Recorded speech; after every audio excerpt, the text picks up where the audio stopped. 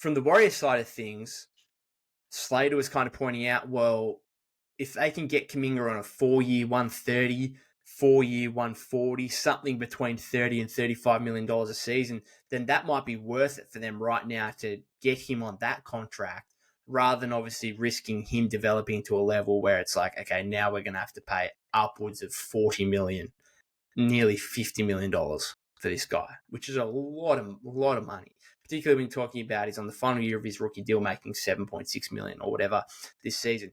Anyway, it's very interesting that Slater said that, and Kawakami immediately kind of came over the top of him almost and said, no, it's more than that.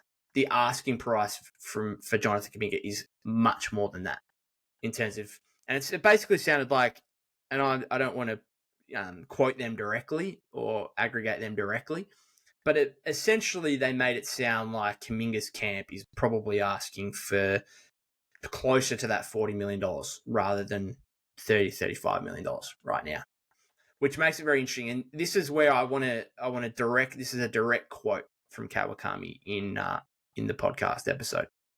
He said, "The Clippers were wary of Kuminga even entering the conversation," this is for Paul George, "because of what that ask was going to be. I had heard that Kuminga wasn't a great trade asset around the league because of that money." So the keyword there is labeled, he's not a great trade asset around the league right now. Because, again, of Kuminga's camp saying, okay, for an extension to be agreed upon, you're going to have to pay, maybe it's 4 years, 160 or something like that. And it's, again, closer to that $40 million rather than 30, 35. So that, I think, is really intriguing. And I think that's a big factor here. Again, Kuminga, not a great trade asset right now. And I can understand that. I can understand if you're a young rebuilding team like the Utah Jazz, who you want to have your financial flexibility open in the next few years, see some young guys develop, and then kind of like what the Thunder have done, then you can go out and splurge and pay overs. Like the Thunder just paid overs for Isaiah Hartenstein. Okay? Is that necessarily a great deal for them? Not necessarily. It's, paying Isaiah Hartenstein nearly $30 million a season, I wouldn't do that. But the Thunder can, because they've got these young guys on great rookie deals for the next couple of years, and they can make that move. And that's what I think that's a pathway the Jazz are clearly going to want to try and follow, right?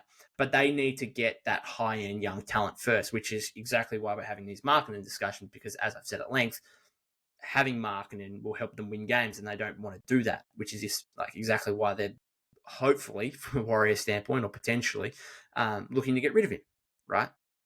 And so I just think it makes a lot of sense that the Jazz wouldn't want to get Kuminga in the trade and then have to turn around and pay him $40 million a season. Like, that is not what they want to do. They want to get rid of marketing, and in doing so, get the draft assets and everything from Golden State, but also get the financial flexibility to pick and choose when go time is for them in the next couple of years. When it's like, okay, we've got these young pieces in place. Now it's time to ascend and go out and splurge money on free agents or potential trade piece, whatever it may be.